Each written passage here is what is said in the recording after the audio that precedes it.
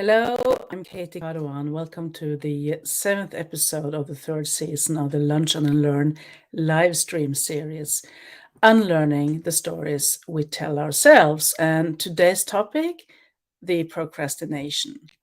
You might have heard me share a few thoughts around procrastination in the past. This angle today will be a little bit different, and I'll shortly get back to that more in specific.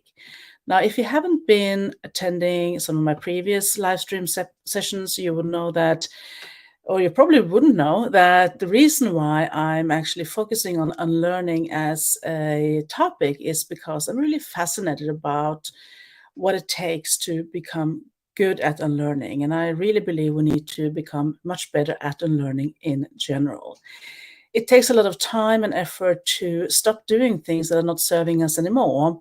And very often we have put a lot of emphasis and resources and time and investment into becoming good at something. And when that doesn't serve us anymore, there is a sense of loss. There's a sense of maybe pride that is, gone, which makes it important to understand what you can do in order to make that journey a bit easier for you.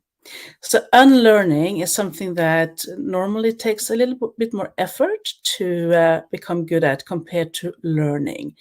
And I'm a true believer in that we need to become great at unlearning in order to learn effectively and also stay in demand as employees, as leaders in the future. Now, about procrastination, I mentioned that I have talked about this in the past as well.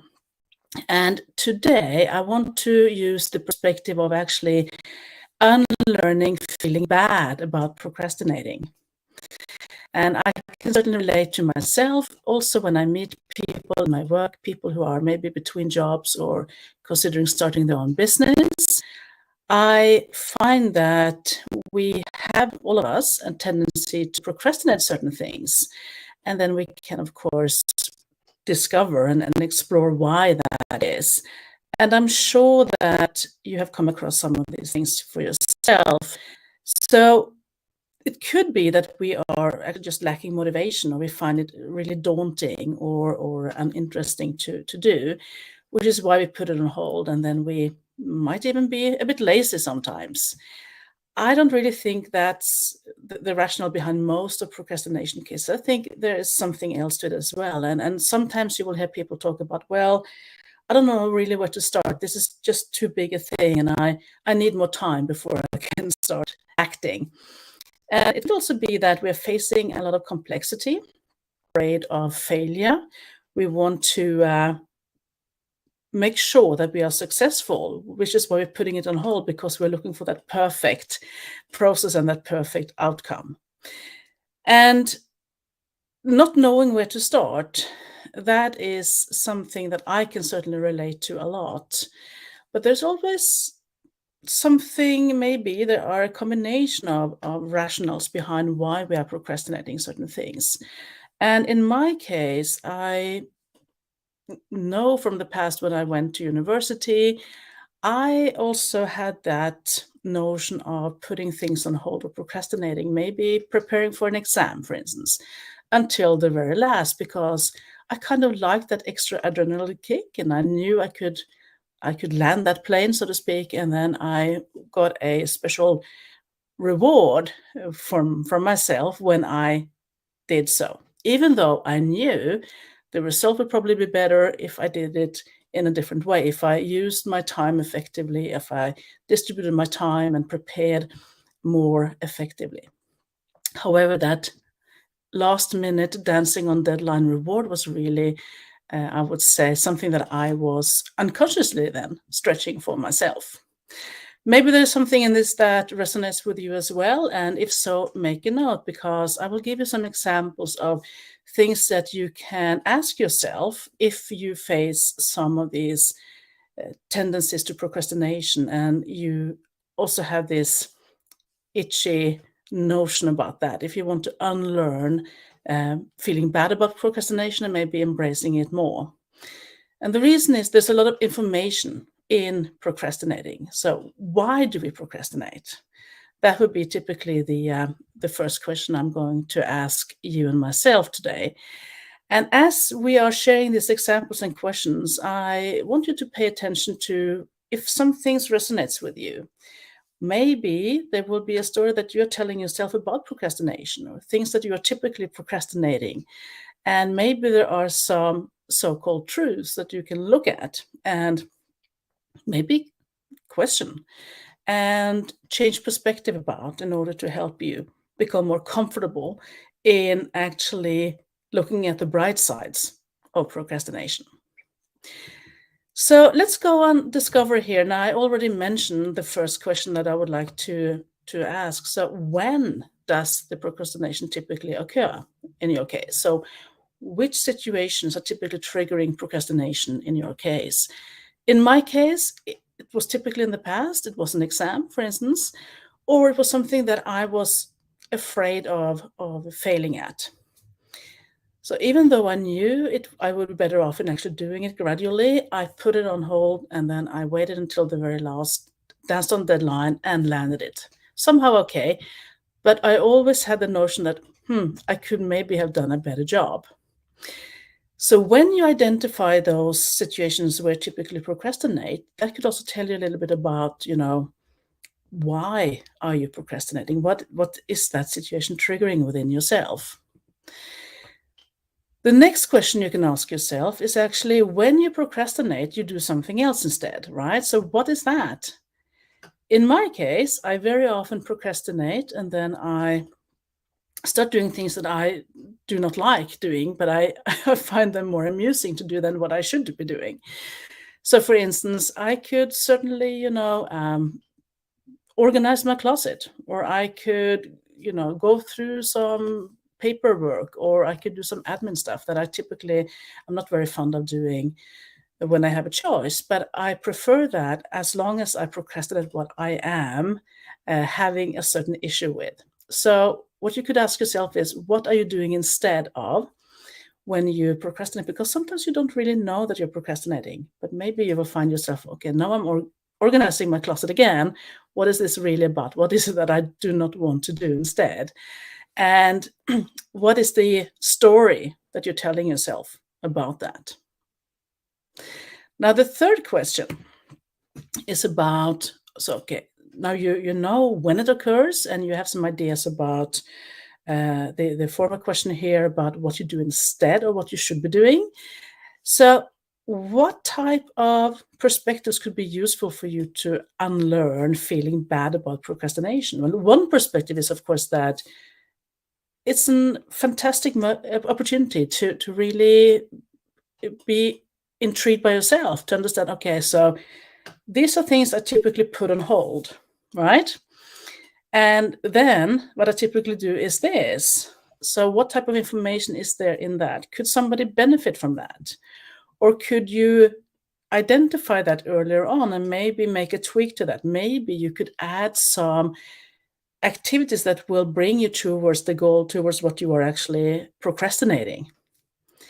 And sometimes when we are procrastinating, what's really helpful is if you catch yourself in the moment, instead of having this large, big, future distant goal ahead of yourself only, you can also use input goals. So actually spending some more time in doing chunks of the work and putting in some time to set aside for doing things that will bring you towards the bigger goal at the end. So working with input goals instead of only the big output goal would be one way, or maybe changing perspective and maybe starting a bit earlier, because for most of us, that will actually improve the quality of the end result, but also the experience of the process itself. So that could be one way of actually making it easier for you to, I wouldn't say love procrastination, but to understand what's happening and also check with yourself how you can challenge yourself.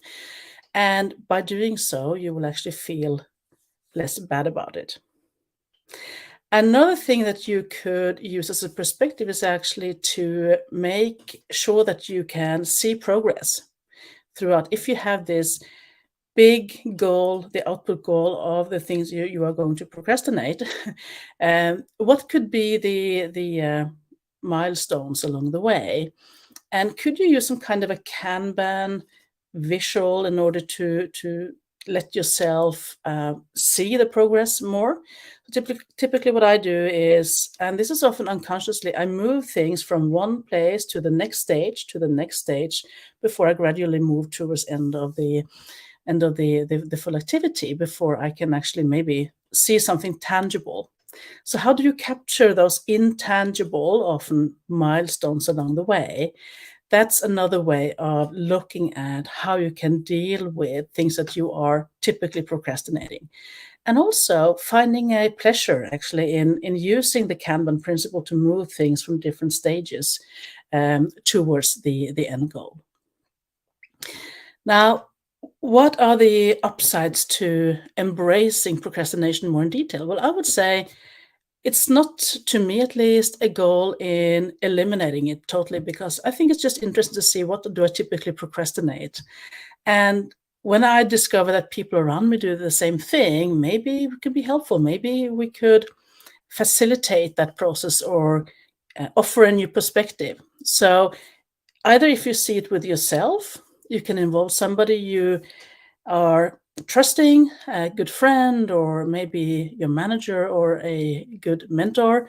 And if not, if you're seeing that with somebody else, maybe you can offer that perspective and be some kind of a sounding board in terms of how to approach that situation.